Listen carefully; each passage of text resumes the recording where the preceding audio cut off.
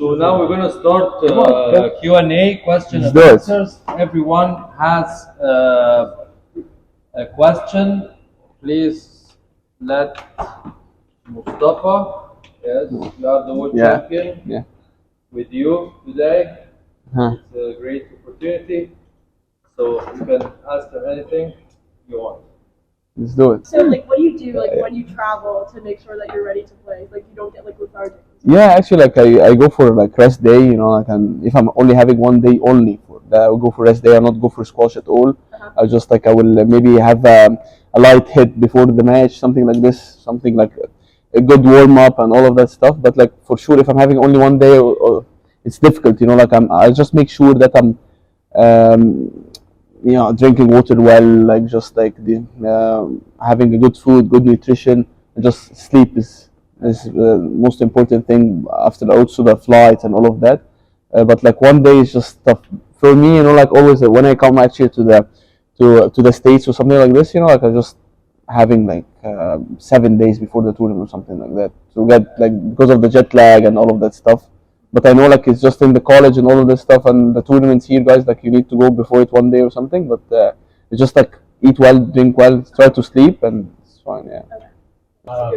It's a good question. Yeah. Come back to me. But we went tomorrow. Yeah.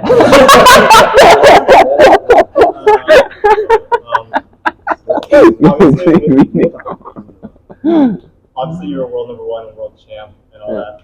Like after you win those achievements, do you ever feel like some sort of pressure going into like the next tournament, like being like yourself? Yeah, Like, yeah. It's always a pressure, you know, always pressure. Like but like I tell you something, like if I have dreamt, you know, before that I gonna reach world number one or be world champion, all of that stuff, you know, like for sure, you know, like I take it by step, and actually like I finished U19, I finished a good junior career, and then I was thinking, you know, how I could do in the PSA and stuff, and then I reached world number one. Lots of problems happened for sure, and but you know, like step by step, always take it step by step. When you are like under 13, under 11, then you see like the next step and all of that. But for sure, don't put lots of pressure on you. Like, just play, you know, just give your 100%, give your 100% in training, give 100% in the tournament. And just I know everyone is panicking when it's just there is a match and tournaments and all of that. But like if you give it 100%, it's gonna come for sure. If you lose this time, it's gonna come next time.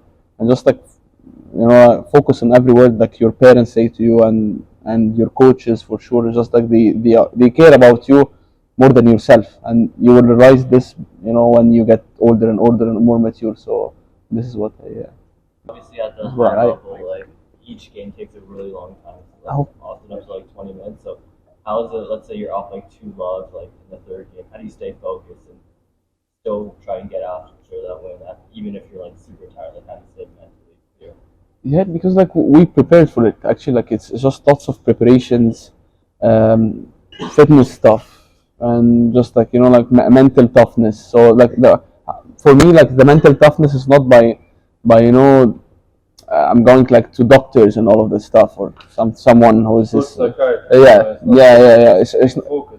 It's not like this. It's just like, you know, like in the training you push yourself. So imagine like you're doing the bike or something like that, and then you're saying yourself, okay, like I'm having like 30 minutes. Okay, no, I'll do 20 only. That's it. You need to go for your maximum, you know, and then this is the mental toughness. Then you create the mental toughness, and in the match you're 2 love down. No, I can't do it. Lots of times happened to me. Actually, I was like, I played US Open from 2 years. I won this title actually. I was down 2 love in every single match till the final. Like I won actually all the tournament in 450 minutes, and it was you know, like a record, like 450 minutes all the tournament. So I was coming back from 2 love, and this it's also like it takes, you know, I tell you, like there is for sure percentage of like I can be lucky, you know, but like for sure, like the training, the work, the amount of squash you do, the amount of fitness you do, and you give it the 100%, that make you in the court like steady. Yeah. And give you confidence also. For right? sure, give you confidence. Hard, like, If you train hard and you're having the confidence about yourself in the yes, match, right? yeah, and you're having all of that, so you're gonna be confident in the match. You know, like 2 love up, you know, and I don't care, you know. How do you structure your solo practice? How do you structure your solo practice? So- One time how many times when you were at their age, like under 17, under 19, you were playing like solo practice? Oh my God, that was I think now you're playing a lot, but I mean, Matthew asked how do you structure your solo practice, and I'm asking how many times you were doing at their age. At their age, I was telling them like if you do 3 minimum, and that's okay, but I'm sure that players, especially in Egypt, they do every day. At their age, like it was like maybe can be 2 times a day. It was like the most boring thing you can ever see, but like it's just like it helps a lot. Like actually, like my father was pushing me, like you'll not leave today, you're gonna do solo. I can be do it for 1 hour, just like so 5 minutes here, 5 minutes here, 5 minutes here. I do lots of things, some drops, all of that. I will not start anything. So when I from U13, like from U13 till U17, like or yeah, like U17, I was doing like the first thing I will do is a solo, and then I can start playing. But if I did solo, if I didn't do solo, there is no squash today. So the solo is most like it's so important and makes you like when the coach says to do solo, it's just like it's not kind of boring thing or something. No, it's this is gonna help you a lot of how to be accurate inside the court and and give you more confidence for sure. Yeah. Yeah. Who do you hate playing the most? The ref. Yeah, like for sure, like the top guys are getting tough. You know, like now Ali Farag and for sure Diego, Muhammad. You know, like all of these guys. Yeah, Hamid Shourbagi. Top 5 at the moment. Just like it's all rounded. Like I was like we're number 1 from months, and Ali was 4, and then Ali came back 1, and we are all switching in this area. So it's just like amazing at the moment, and the guys for sure in the top 10, like just leveling up. Mazen Hisham and Joel Macon, you know, like all of the tough guys at the moment. But yeah, my question is: do you prefer playing with someone who's very fit or someone who's very talented? Like I mean, playing someone like Karim Abdelwahid, for example, when he's at his peak, or someone like Diego, who's better for you to play? Yeah, I guess maybe the talent nowadays the talented I will go with the talented player because I prefer with talent. Yeah, because maybe not maybe it's not his day and maybe it doesn't work, but like physicality, just like physicality, you're gonna pick the ball every single time, and physical can affect your mind also. Mind, yeah. Play with someone getting every ball and picking up every ball. Yeah, and sometimes like like playing with Paul and Cole and Joel Macon is really hard, you know, like because like every time you need to get the ball, you know, like above the 10, a little bit above the 10, then you hit the 10 because they are getting the ball back and back every single time. But like you need to mix it up. But the talented player is just now maybe he's in a good mood, maybe he's in a bad mood, like but he's gonna be nightmare actually if every shot is gonna come like into the net. But like prefer this, yeah. As someone who's been at like the top of the rank for a very long time, how do you deal with stress against low rank? It's different, you know, because I guess different pressure. It's like when you are playing someone who's low ranked than you, and he's just coming and playing with you, you know, like I'm gonna give it 100%. I don't have something to lose, you know. It's just different, but like you need to be ready for that before the match. You can watch him a little bit if having some videos on YouTube. You can analyze him with your coach a little bit. Where is his weakness? Where is his strength and good shots and all of that? And you will find the way, you know. And everyone for sure having his way before the match to make himself relaxed, you know. Like for me, like don't follow me, but like I play FIFA, some FIFA, you know, like to make me relax. But like for everyone having something, maybe like someone who can read a book and listen to music, something. Make yourself as relaxed as you can be. And this is before the match or the day before the match? Not before the match. Yeah. The day. I always tell players after you warm up, you know, take like a 10 minutes with yourself. You know, maybe you may listen to music or sit with yourself and analyze what's happening. Play the match in your brain. Yes. And you just like maybe like close your eyes for 2 minutes or something like that, just like visualizing, you know, like the game and how you will play. And if this opponent like beat me before or I got the win over him. I just like saying all of that, you know, and just like don't push, don't put you on yourself many pressure, you know. Especially there an extra, there like normal pressure of the There match. is and the already ref pressure. and Yeah, oh my God, yeah. people watching. Yeah.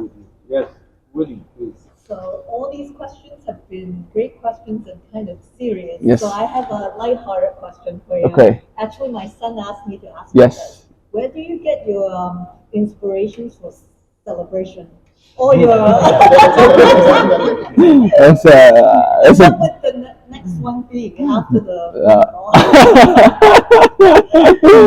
I'm not sure actually. Like it's just it's a good question. Yeah, it's a crazy thing. It's not like my type of character outside the court. Actually, like just like I'm not believing that I got the win, and so like lots of things happening here and there, and maybe like I used to play like in Al club, so like it's so famous. So this club, so it's so famous, and just like the players do celebrations, I celebrate for the fans, and it's a good makes a good combo. You know, it makes me like actually like I practice this before the match. You know, if in the mirror like I'm saying, you know, myself there. So you know, sometimes it works, sometimes it isn't. So, but like for the next one, I'm still didn't decide yet. Like in front of the mirror, yeah. Every day except Saturday, only one session. But like every day I go 2 sessions of squash and 2 sessions of fitness. So the 2 sessions of fitness can be cardio, or can be like I'm doing strength and condition like 3 times per week. So strength and bike and 2 sessions of squash. So this is like I almost like 3.5 or 4 hours. So I spend. not 3 hours a month. No. 3 times a month.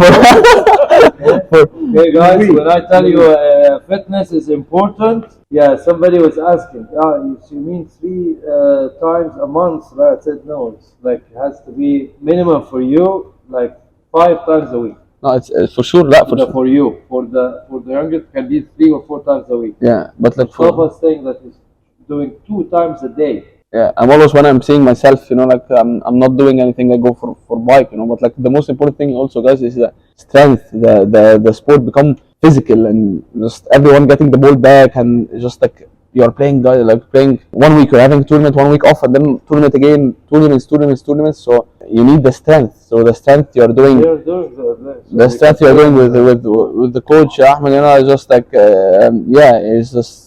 You know, I can see his work. Actually, I worked with him since I was like this, you know. So, but it was tough, guys. But I know, but like it was very helpful, you know. And sometimes it's very important if you're playing like 2 tournaments back to back, or like we have the February Open and we have the US Open in 2 weeks, right? So it's very important. It helps you actually from injuries, all of that stuff. If you're having a past injury and you did some strength on it, you couldn't go. Like for example, it's like I was having a problem and I was going to do surgery, and actually like I was going to maybe stop squash or something like that, and like fitness was for me so important, like because I strengthen the muscle and keep it like, you know, like lots of protection on it, and you never know. Yeah. Kayla? How do you calm down before your game? Right? Calm down before straight away. Yeah, just like don't be nervous, you know, like just like when you I guess like you need to find some ways as a distraction. So like distraction of anything. Don't focus too much. I guess you're the kind of a player that you think too much about the match, and just, you know, like you are so intense that I'm having a match and like this, having an opponent, I need to win, all of that stuff. But like get a kind of distraction, good distraction for yourself. Any kind of distraction, you know. No general advice, right? Every player has every player has his own, you know, way, right? Yeah, his own way, like to relax himself. But like try to find, if it's too much in you, try to find any kind of distraction you love, and then you go for it. But like actually, when I was playing, actually, like I was so nervous before playing any match, and just like when this door like is shut and the ref is saying love all, let's do it. You forgot everything and keep focusing. Thank you. Sisi. What's the hardest part being a professional squash player? Actually, your life is gonna be there. You know, yeah, like you're eating, sleeping, squash, and game, fitness, and all of that stuff. You know, professional is super hard, and it's just taking the steps from a junior, turning it from a junior to a professional is just more tougher and tougher. You know, I just like all of the guys you see them today is just like. They have spent times and times in court, times and times struggling, time and time losing. Because like actually when you win, it's just like the time flies like this. It's like when I won my all my achievements I had in PSA. Actually, like it's just like 2 days I forgot it, and that's it. When I reached world number one, I was like I wanted this for 1 day, and then actually like it's all gone. I need to start again. I need to motivate myself with a new thing. Yeah. What's the most important part of squash?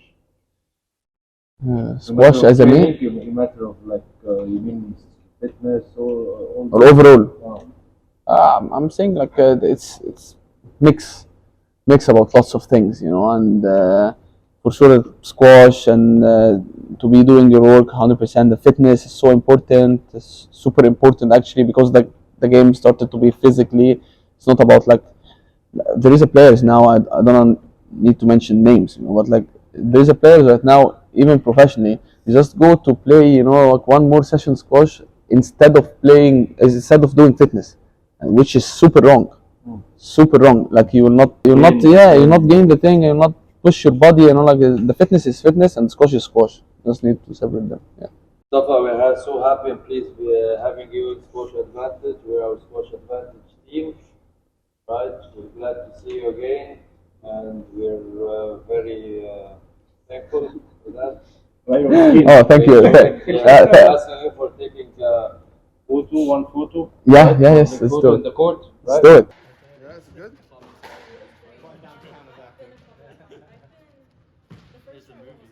Yeah, acapella counts as.